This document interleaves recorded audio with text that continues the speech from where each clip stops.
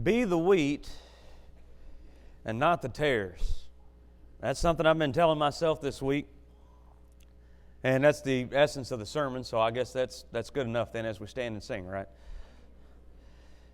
But that really is the essence of what we're going to talk about this morning, and hopefully I can explain why it's important to be the wheat and not the tares. This week during some personal Bible study, I ran across this verse, and the more I got to looking at it, the more I got to thinking about it. The more I got to thinking about it, the more I got to thinking this will preach. Because sometimes you run across things that just make sense. And I hope that as we go through this morning, it makes sense to you. And you can look at it and you can see that in your life, you want to be the wheat and not the weeds. Things come in this life that choke us out, that make it difficult for us, that keep us from going to heaven. And we need to avoid those things and being those types of individuals where that happens. And I think that looking at this parable of the tares, of the wheat field that was overrun with these weeds, will give us some perspective, at least I hope that it will, as we live our lives. And when we talk about it, I want to give us first maybe a setup to the things that are going on here, and we kind of see some backstory that what's going on. We know that Jesus often taught in parables. And if we back up even earlier in this chapter to maybe about verse 3, we see the parable of the sower. Jesus said, "Behold, a sower went forth to sow, and as he was scattering seed, we know what happened. Some of it fell on the hard soil there, the packed ground, and it was devoured by the fowls of the air. The birds ate it. And some fell on the rocky ground, where it sprang up, but it didn't really have the roots necessary in order to grow like it should, and it was unfruitful."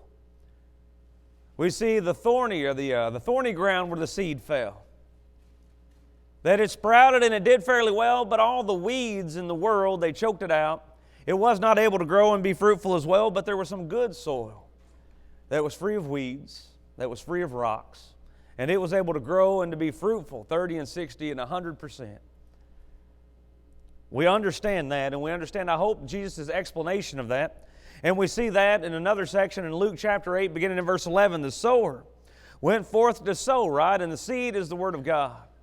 And there are some hard hearts that fell upon that it never did take root. And there are some hearts that it sprouted and it grew, but it never got depth. And when the sun came up, it could burn it off. When trials and tribulations come, there was not enough depth for that Christian to make it. Some of those seeds, which are the Word of God, fell upon decent soil and it grew and it sprouted, but there were so many other things growing with it that it couldn't grow the way it should, and it was unfruitful. But sometimes the seed, that Word of God, will find a good soil, good heart, and it will grow and it will multiply and it will bear fruit. And that's something we want to do right now, is we want to kind of put these two together. We understand the parable of the sower and how different seeds fell in different soils, and some were able to grow and some were not. And some were able to do well and others not so much. But now we look at the explanation that Jesus gives of the parable that Todd read a moment ago. This parable of the tares, and we know that He put another parable to them, right? Verse 24. The kingdom of heaven, and keep in mind that this is a kingdom parable. We're talking about the kingdom.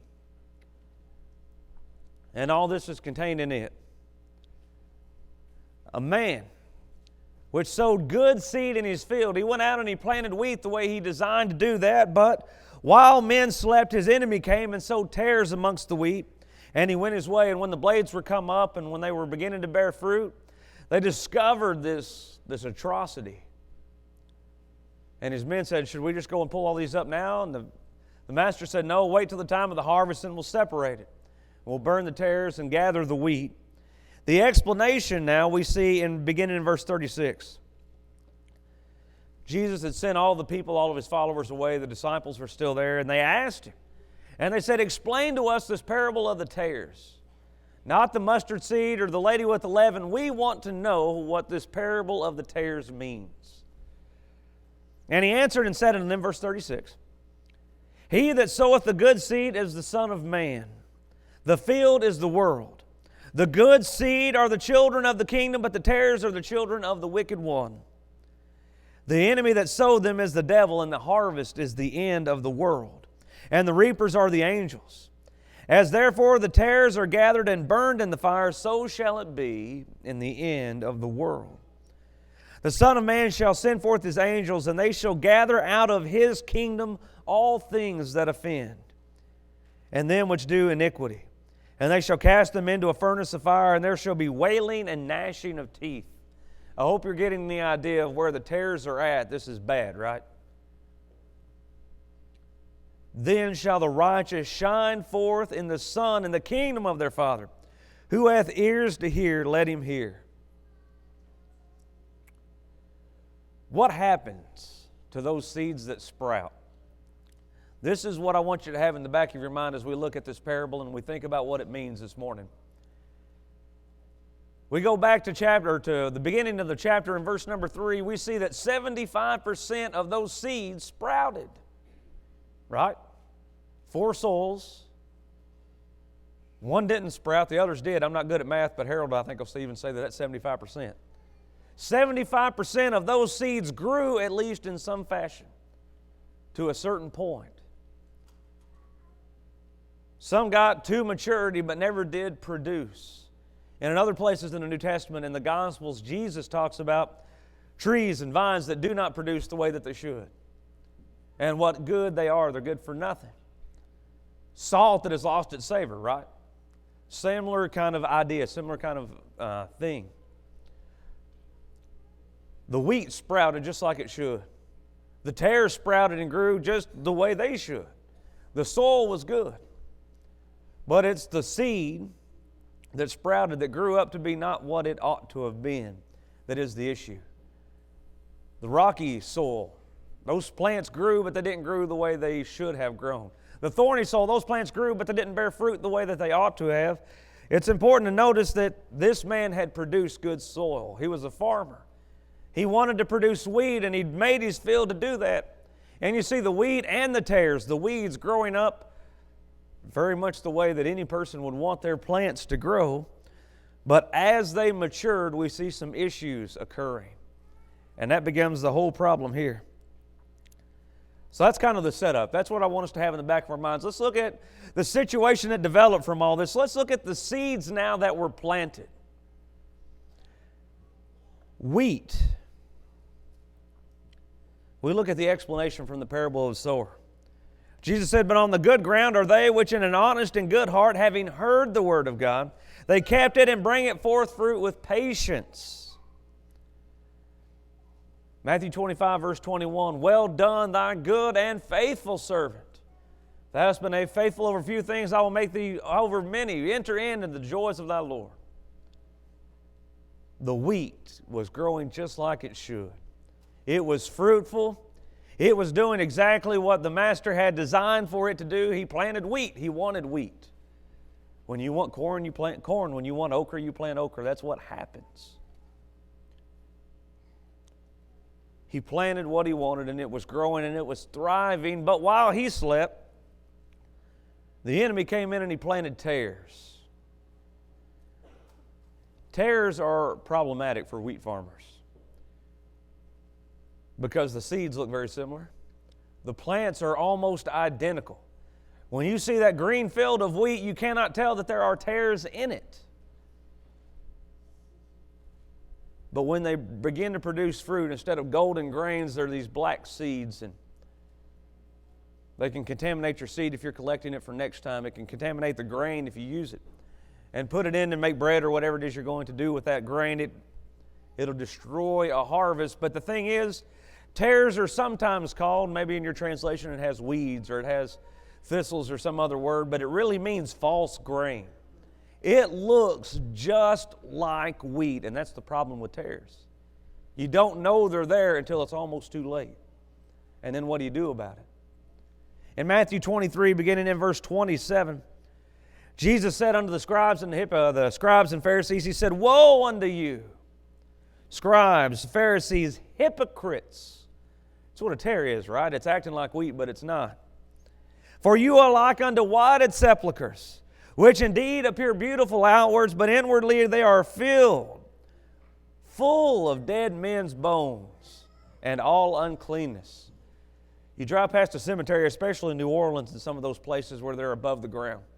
And there's huge, beautiful buildings.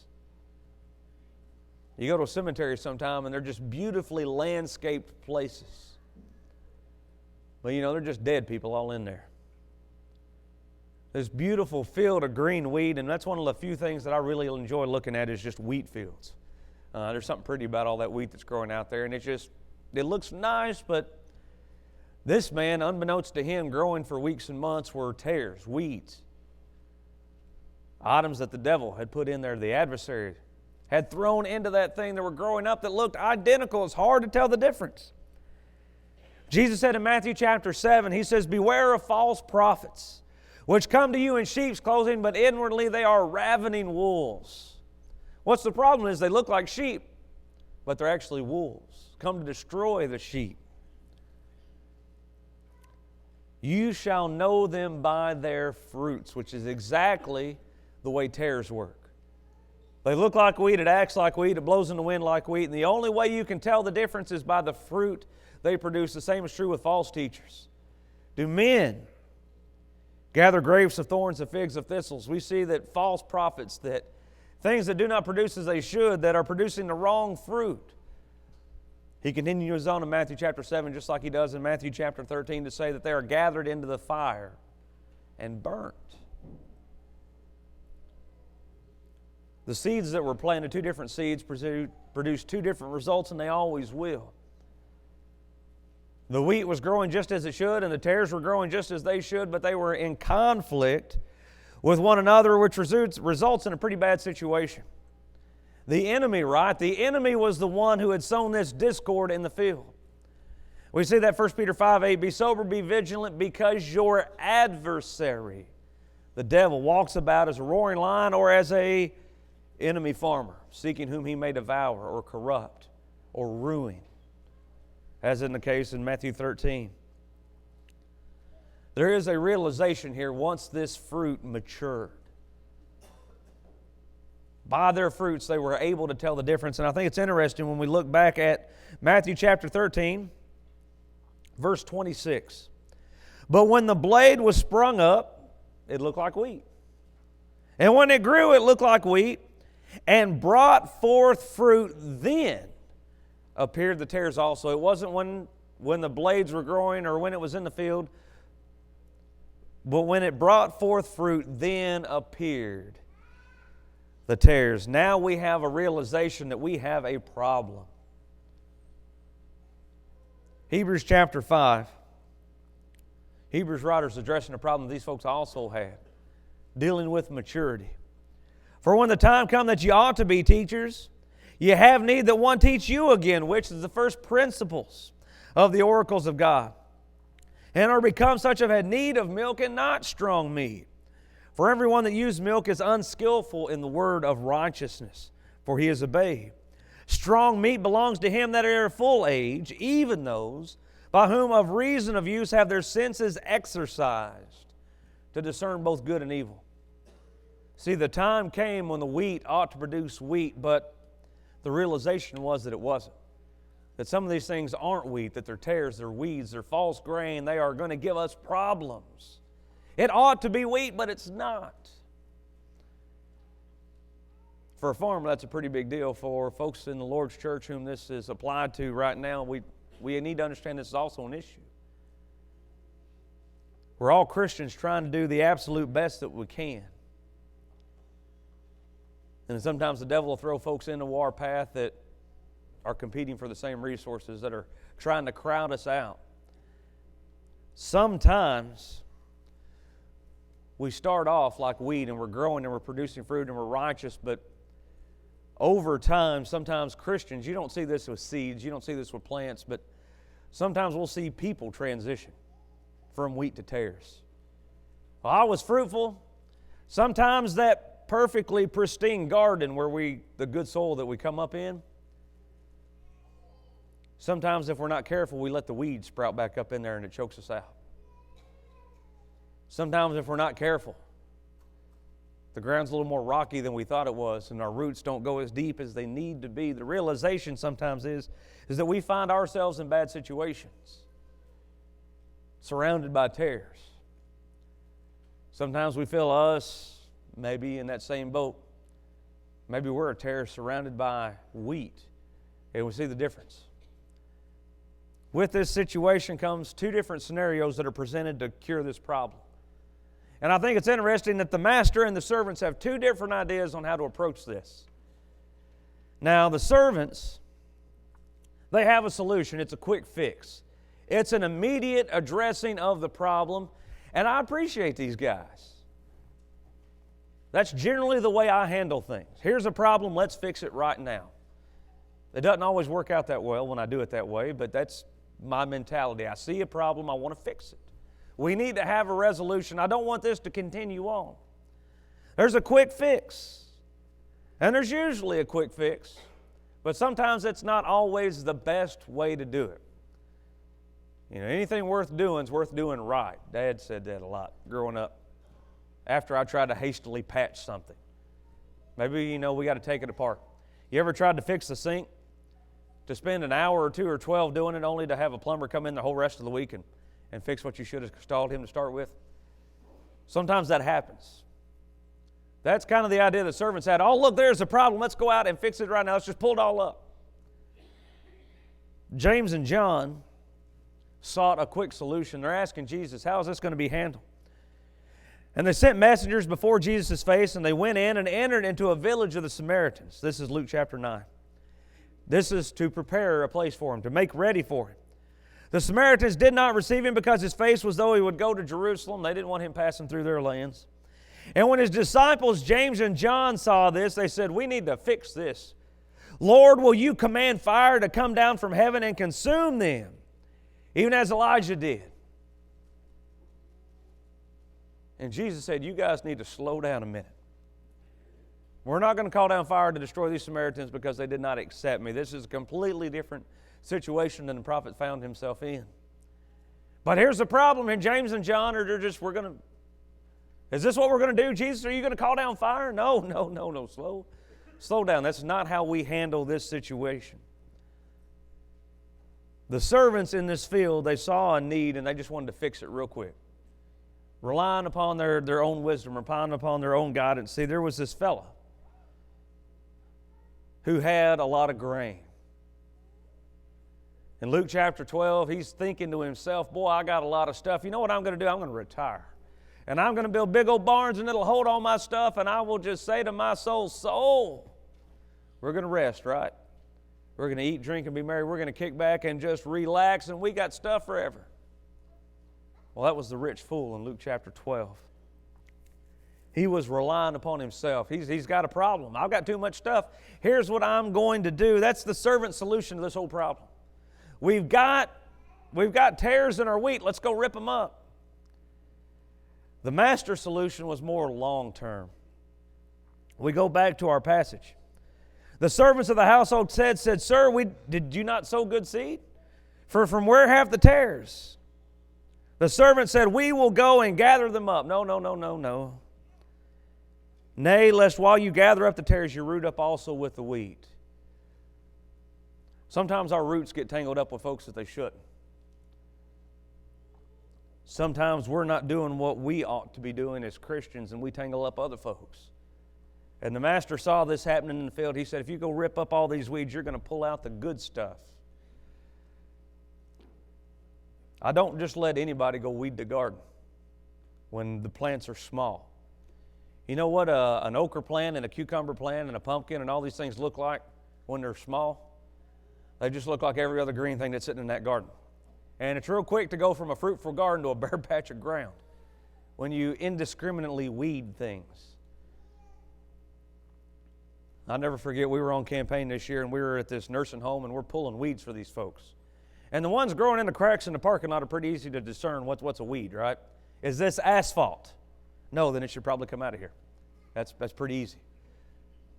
But there were a lot of questions of, Josh, do I pull this? Number one thing, does it have flowers on it? No, well then get rid of it. Maybe I shouldn't weed your garden, I don't know.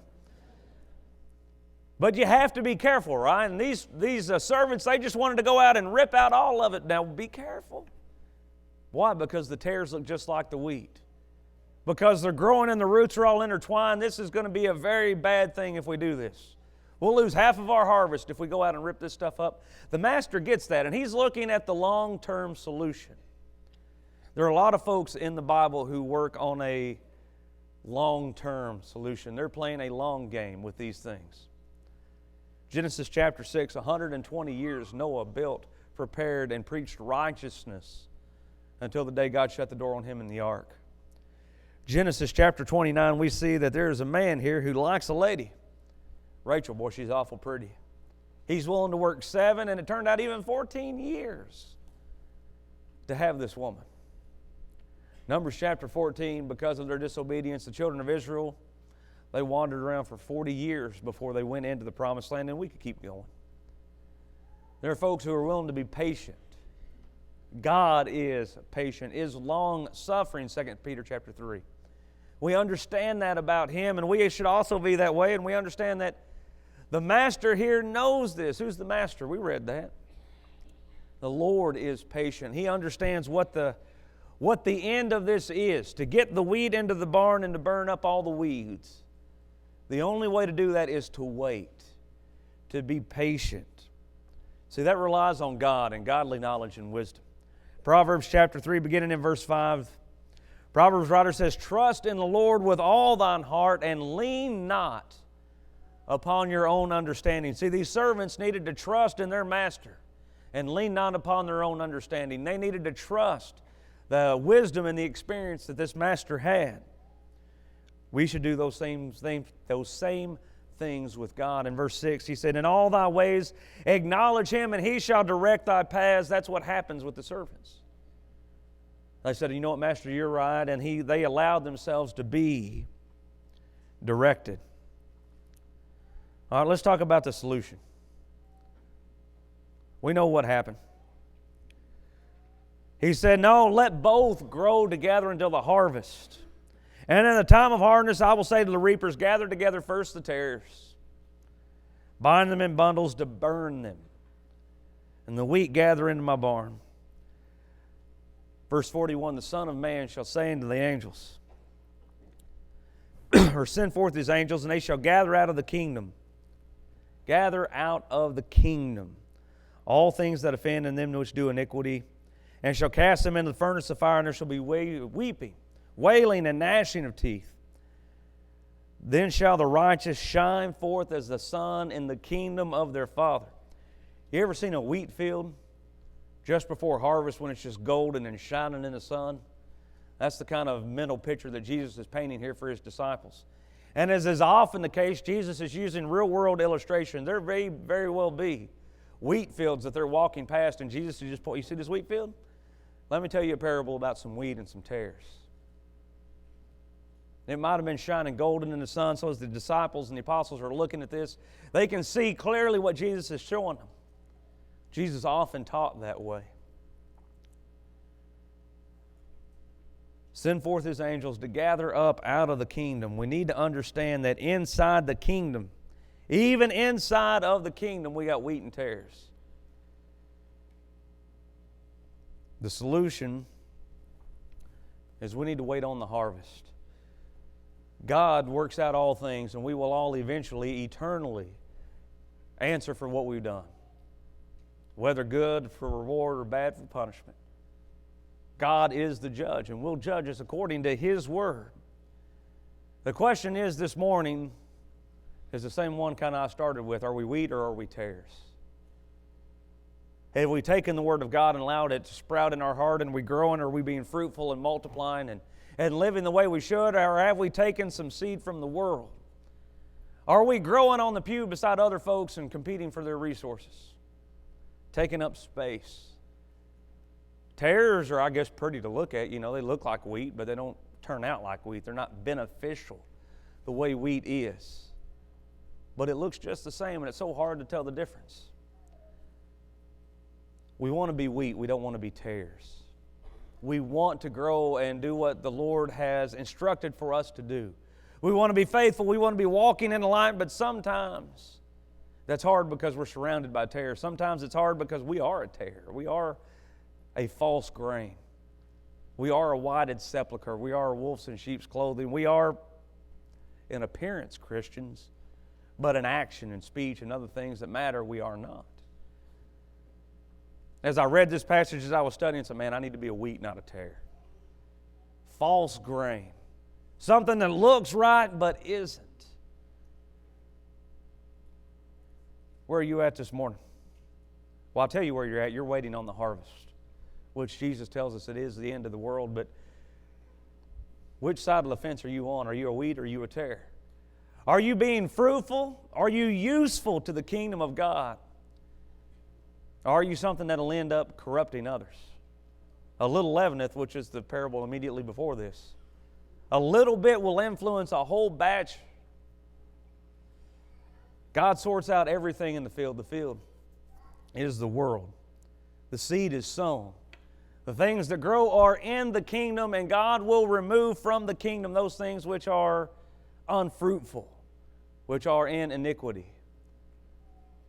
Heaven, we talk about God separating, and look at what happens. The wheat, the sheep, the profitable servants from the unprofitable persons, the wise virgins from the foolish virgins, into everlasting destruction, to punishment, to hell. Outer darkness where there is weeping and gnashing of teeth. God separates tares, goats, the unprofitable servants, the foolish virgins. We see there is always a separation. The solution is, the reality is right now that we are all waiting on the harvest. We are all waiting to be separated by God, to come before the judgment seat of Christ and be separated. Are we the wheat that's ready to shine forth in the glory of the kingdom? Or are we the tares that are going to be gathered together and cast up and burnt? We know where we need to be, but sometimes where we need to be or where we want to be is different than where we are. So thankful for the youth rally this weekend and Matt challenging us to be wheat. He didn't say it like that, but we have to do what the Lord wants us to do. We have to shine, right? The theme for the youth rally this weekend was Shine, Jesus, Shine. He says that the righteous will shine forth in the glory of the kingdom. And there was a lot of challenge to work and be fruitful this weekend, and I hope that those that were here take and apply that.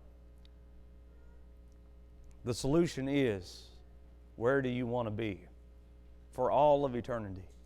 Do you want to be gathered into the kingdom of God, or do you want to be cast into the fiery furnace where there is weeping and gnashing of teeth? Maybe you've taken in some of that seed of the world and it has corrupted you. You can purge that this morning. There is no reason for you to leave here unsure of where you are going to spend eternity. If you want to make that right, you can. If you need to come in Christ to be baptized into Him, you can. If you need to change your position in life to get righteous so that you can go to heaven, that opportunity is extended to you as we stand and as we sing. 'Cause He gave His